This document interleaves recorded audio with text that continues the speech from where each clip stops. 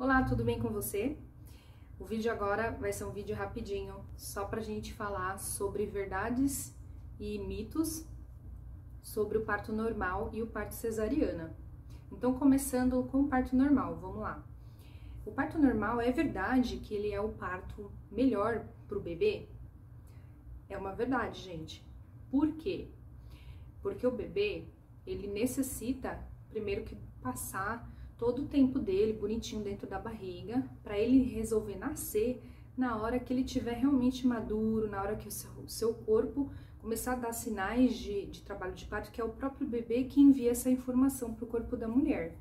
Então quer dizer que ele está bonitinho, preparado para nascer.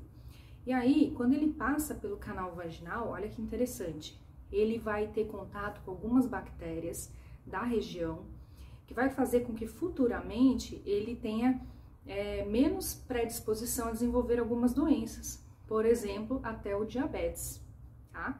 Olha que super interessante. Outra coisa, quando o bebê passa pelo canal vaginal, ele também vai sofrer uma compressãozinha ali na região de pulmões, né? Onde ele vai liberar alguma secreção que tiver no trato respiratório dele. Lembra que se fazia, antigamente se fazia muito mais, ainda se faz, né? A aspiração no bebê logo que ele nasce. Hoje, já é uma conduta que não estão fazendo muito, porque às vezes não há necessidade, e às vezes também o bebê passa pelo canal vaginal e já liberando algumas secreções que tá dentro do corpinho dele, tá? Outra vantagem do parto normal é que o bebê, ele vai sair e ele vai direto pro colo da mãe, facilitando então esse contato inicial de mãe e de bebê, pele com pele, e inclusive a amamentação nas primeiras horas de vida. Olha que super legal. Agora vamos falar sobre a cesariana. É verdade que a cesariana é mais confortável no sentido de trazer menos dor para a mãe? É um mito, tá? Porque assim, é claro que existem mulheres que vão se recuperar super bem, né, de uma cesariana, mas existem uma parcela até alta de mulheres que não vão se recuperar muito bem, no sentido de cicatrização de vários tecidos que foram cortados ali para aquela cirurgia. É uma cirurgia de grande porte, é uma cirurgia que pode trazer mais complicações do que o parto normal, tá? A mulher, ela pode desenvolver até dores no pós-parto, por exemplo, a dor do próprio corte, né? Porque são 7 camadas que vão ser cortadas ali para cesariana.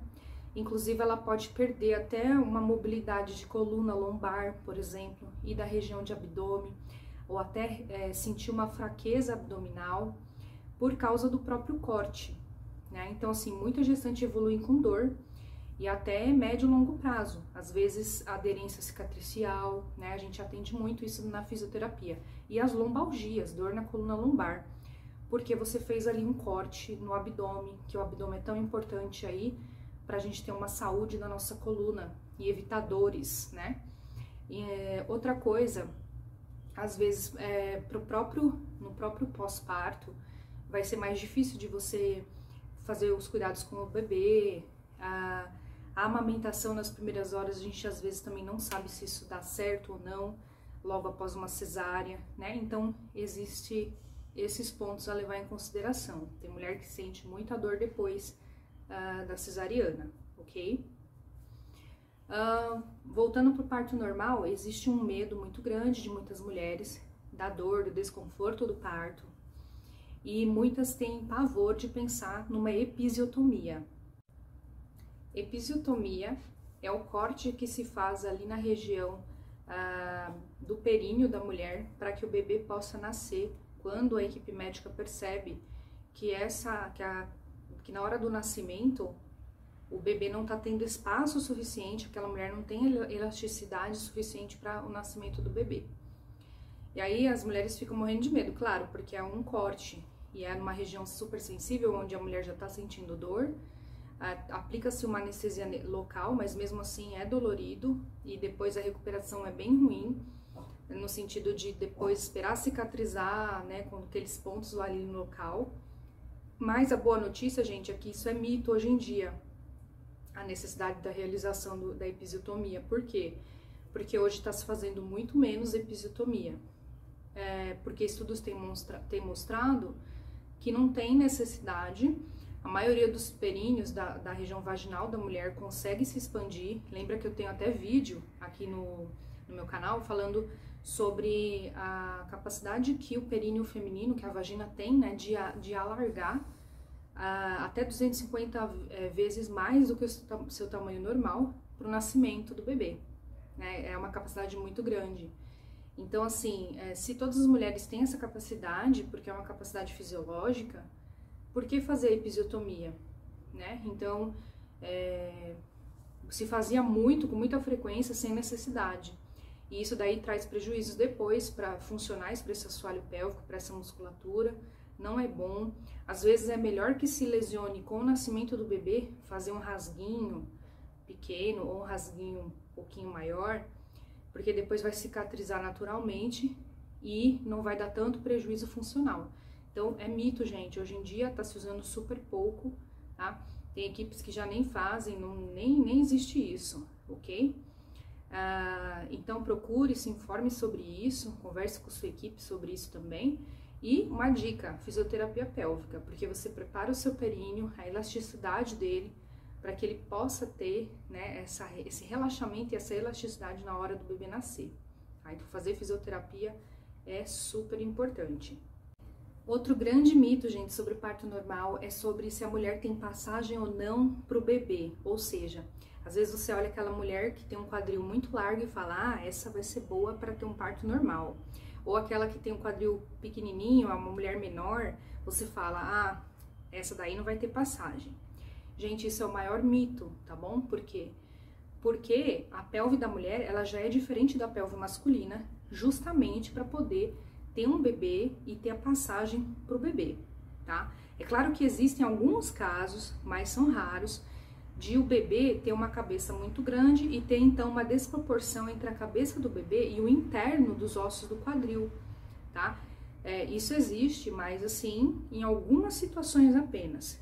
E olha o que eu falei, o tamanho do interno do quadril.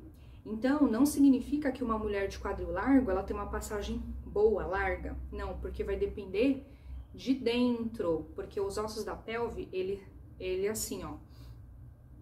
Se você vê, né, o quadril da mulher aqui, pode ser largo, só que existe aqui um buraco, né, entre os dois ossos, que é por onde o bebê vai passar aqui no meio, para ele poder nascer, tá? Então, mesmo uma mulher com quadril largo, ela pode ter, talvez, esse buraco um pouco menor. Ou aquela mulher que tem um quadril mais estreito, ela pode ter esse buraco do tamanho normal, gente, que é a passagem do bebê.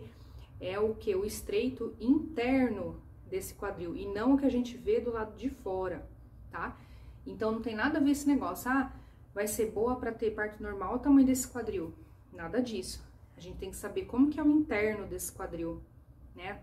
A passagem interna desse quadril, tá bom? E lembrando que a maioria das mulheres tem essa capacidade. Pode ser um bebê até grandinho, de até 4 quilos, por exemplo, e ele pode nascer numa boa, num parto normal, tá? Então, isso é um grande mito. O que mais? Deixa eu pensar se tem mais alguma coisa que eu queria falar. Eu acho que o mais importante é a educação sobre o parto.